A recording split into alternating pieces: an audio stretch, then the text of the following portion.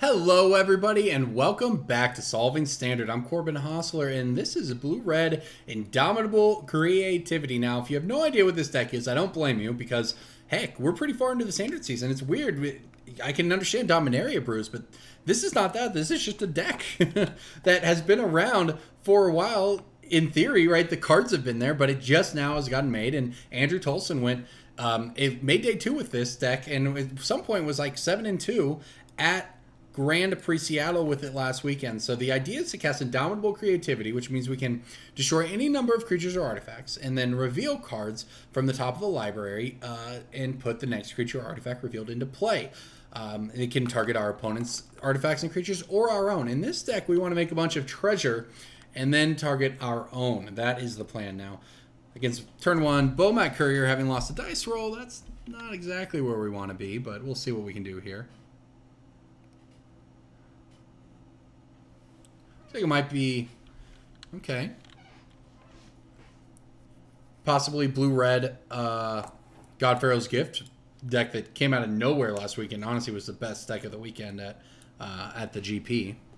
Well, there's the Indomitable Creativity, so we're starting to have a plan here. I'm going to opt in my main phase. Sweltering Sun's going to be our best friend in this game, and I will keep that on top. So, all right, there's the mountain in play. Now, hopefully our opponent just plays out something else small, and then we can Sweltering Suns away their board. That is what we hope to do.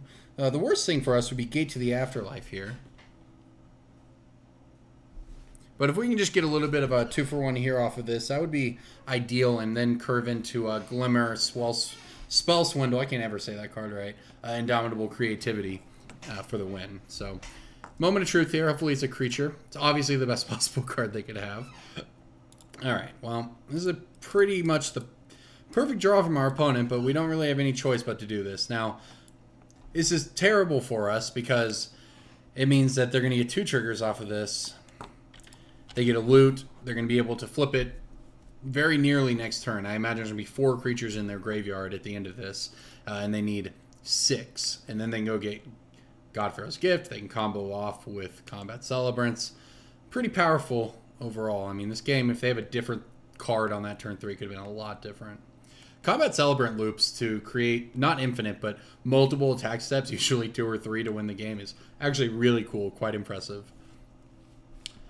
Let's see what our opponent has here. I mean, they have 4 cards in their graveyard. In theory, if they can't put things into their graveyard, we will be able to Glimmer and then Spell Swindle something, and then hopefully Indomitable Creativity, much a treasure, to put some heavy hitters from our own side of the table into play. Unfortunately, Walking Ballista is just going to get them there immediately, and we're just going to die on turn 4. That's cool. Well, I may as well show you what this blue-red deck does, because it is new to the scene, and man, is it good. So here, it's turn 4. We played a board wipe on turn 3, and we're just going to die. We're going to actually die on turn 4 in Standard. There's Gate to the Afterlife, getting the God-Pharaoh's Gift. God-Pharaoh's Gift is going to return Combat Celebrant as a 4-4. Combat Celebrant's going to attack us. It's going to exert. Going to get another attack step after this. By the way, that means God-Pharaoh's Gift will trigger again. That's another Combat Celebrant. So they're going to get 1 more attack step for good measure here. Untapping the other Combat Celebrant. I won't block. We'll go down to 6. How about another God-Pharaoh's Gift trigger for a Walking Ballista, and now they get to attack us for 8 and win. So there you go. That is how you kill somebody on turn 4 in Standard. Congrats, Blue-Red God-Pharaoh's Gift. That deck is insane. But let's see what we can do here. We get a Braids. We get... Does this do anything? Insidious Will. Nope. River's Rebuke. Like, in theory, River's Rebuke is good. Struggle to Survive is probably good here.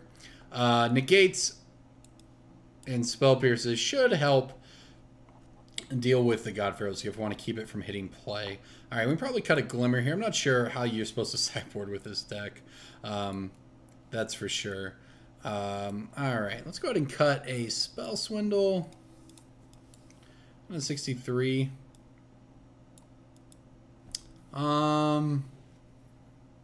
I don't know. Harness Lightning's not great against them. It's okay, but it's not great. Maybe we just want a couple negates. There's only so many. We'll try this. I don't really know. It's not like I have a lot of experience in Standard, and certainly don't have experience dealing with the Standard deck killing me on turn 4. I just can't do anything but mulligan today, though. Okay, well. These are hands. Give me the Magic Arena rules, please, where it gives you 2 opening hands and then gives you the better of them. Mulligan down to 5 and have another unkeepable hand, so that's cool. Alright, guess we're keeping this 4. I will bottom that. I get to go first, at least. Let's opt right away.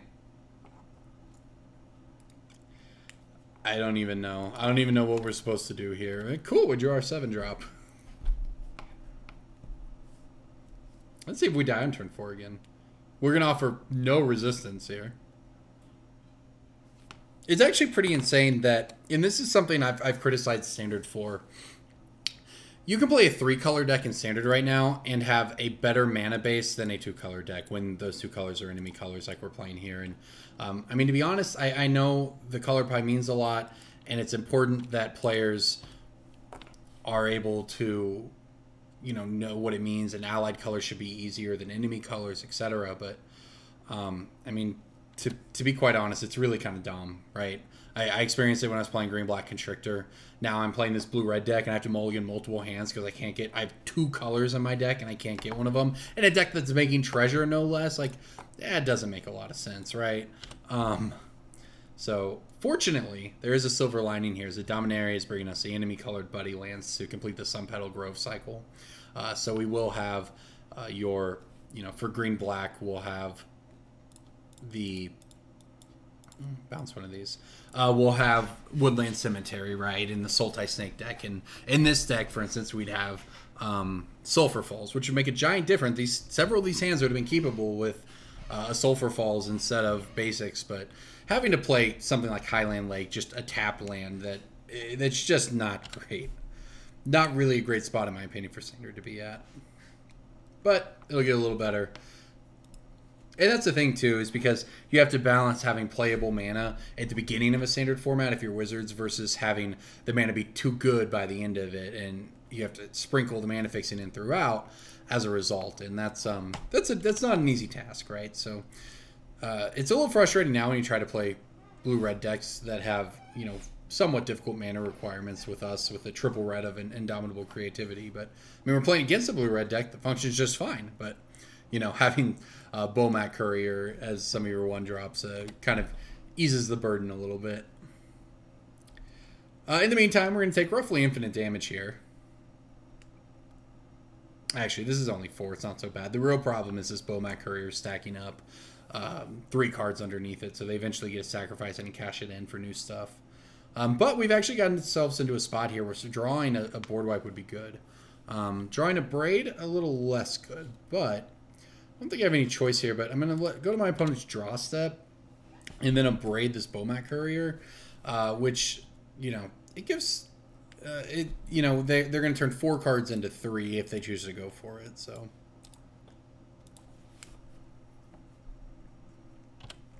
All right, they appear to be quite happy with their hand. And there's the Firebrand. This deck's also just kind of aggressive. It's really weird to place... all these 1-drops and 2-drops that just get in there. And a lot of them have haste and reach with fanatical fire, whatever this Firebrand's. And this deck's just good. The best deck in Standard right now, I think. Oh, there's Torrential Gearhulk that we are quite conveniently 1 mana short of casting. How good would it be if we could cast it, though?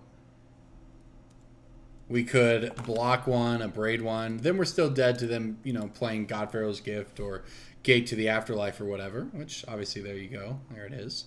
But could be worse. This card's also very good, by the way. Secretly Broken Warkite Marauder turns something like a Torrential Gearhulk into a 0/1, and it flies, so you can't even surprise block it. Cool. All right. Well, thanks for watching, everybody.